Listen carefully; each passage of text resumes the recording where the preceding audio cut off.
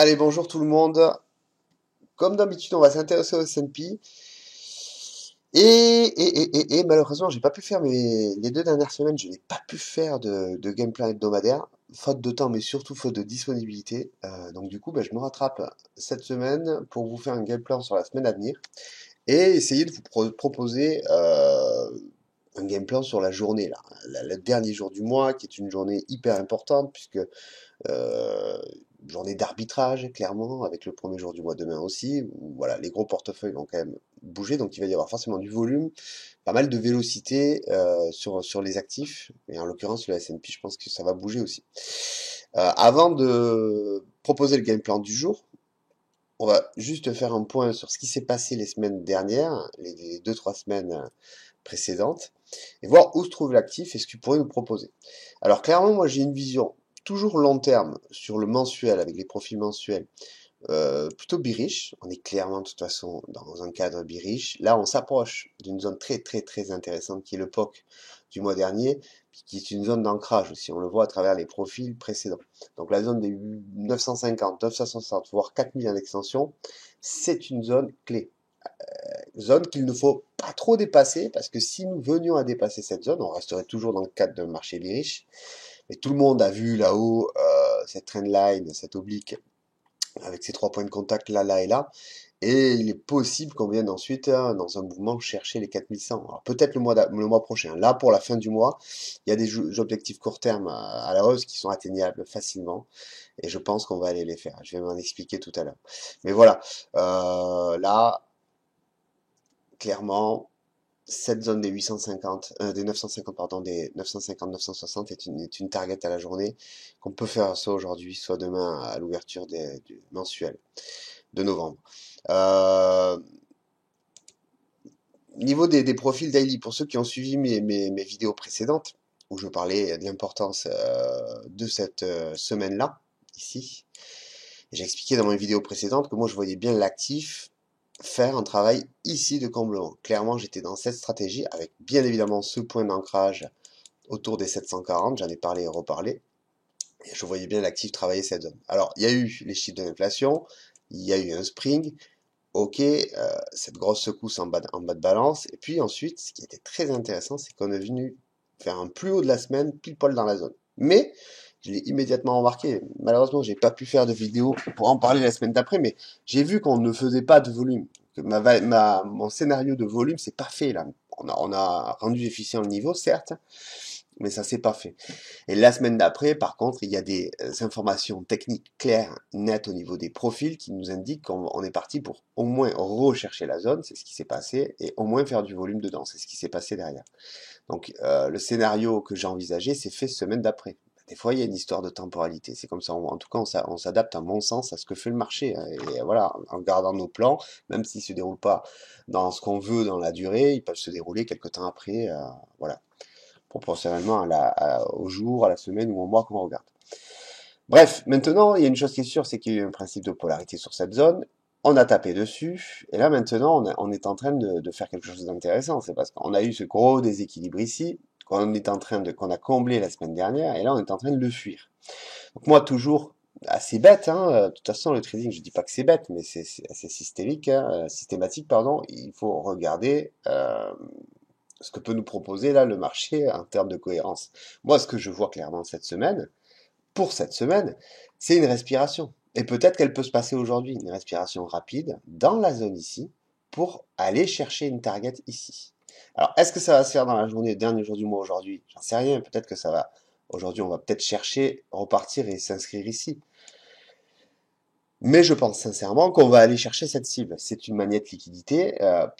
C'est quasi, j'aime pas dire parce qu'il n'y a pas de certitude, mais c'est très très probable qu'on aille chercher cette zone ici autour des 4000, 3950, 3960, voire 4000 à l'extension. De toute façon, il y a le POC mensuel qu'on a vu, c'est un gros point d'ancrage aussi, puis il y a tout ce déséquilibre baissier, donc il y a plusieurs convergences de niveaux qui nous font dire que quand même le marché aura tendance à y aller. Donc c'est pour ça qu'à court terme, là, j'ai un billet plutôt long. Donc je vous propose mon game plan du jour et vous en ferez ce que vous voulez. Je tiens à préciser, vous en faites ce que vous voulez. Oui, bien évidemment, je vais pas être en live, vous donner les zones, les points d'entrée, etc. Parce qu'on m'a reproché ça sur Twitter.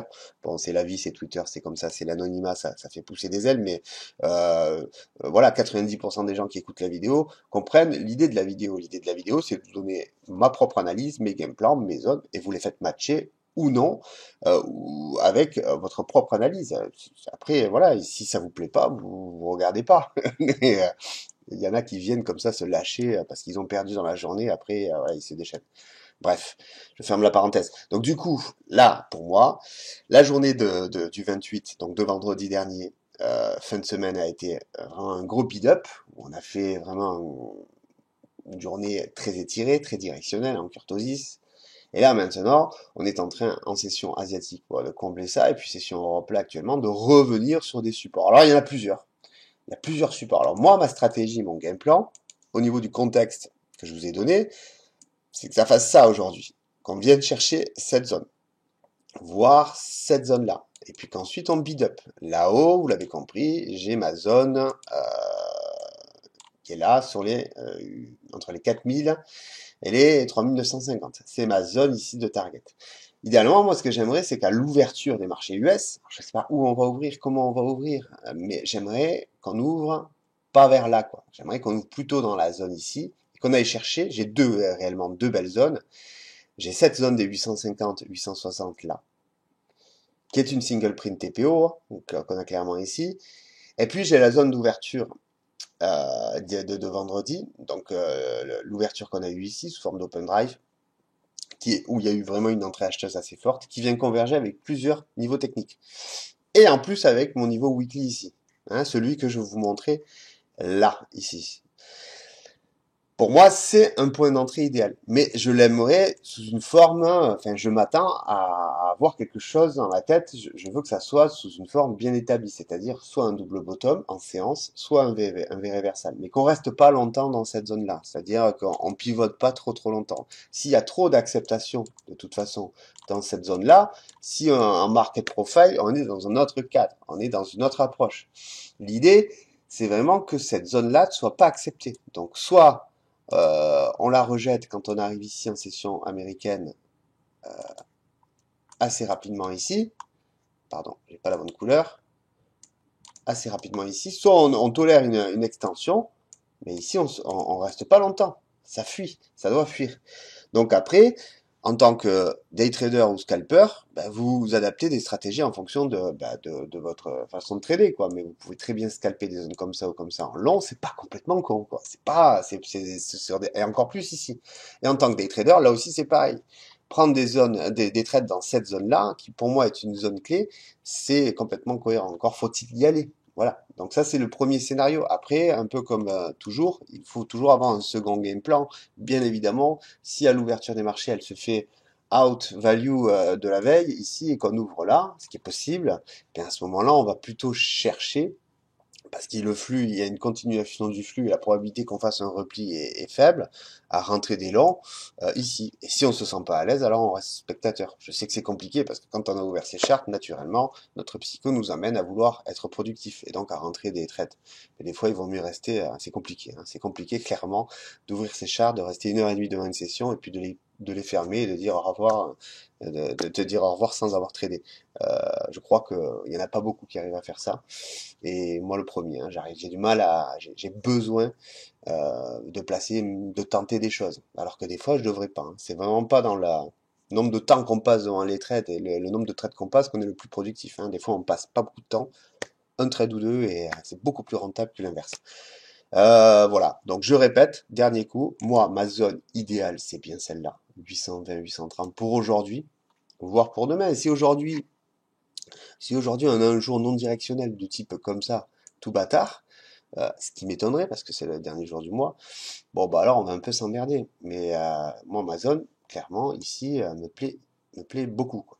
Donc voilà, je vous la livre, vous en faites ce que vous voulez. Et puis pour la semaine prochaine, alors après, on se posera la question de savoir si on est en capacité, la semaine prochaine, de passer au-dessus du POC mensuel qu'on a ici, dans cette zone, et de venir un peu travailler le marché, et travailler les déséquilibres qu'on a sur mon composite ici, mais qui se traduisent ici hein, par des attaques baissières. et savoir si le marché va pouvoir voilà, travailler dans cette zone-là, euh, entre les 4000 et 4150 la semaine prochaine. Après, voilà, on est dans un rythme où on peut très vite atteindre, hein, puisque vous voyez ici, on a fait 187 points, 186 points ici, 237 ici. Donc voilà, si on fait des travaux d'amplitude, on peut se projeter en termes de temps et d'effort du marché dans ces zones-là, sans souci. Voilà, je coupe 10 minutes de vidéo, je pense que c'est suffisant et je vous souhaite un bon visionnage. À plus tard, ciao.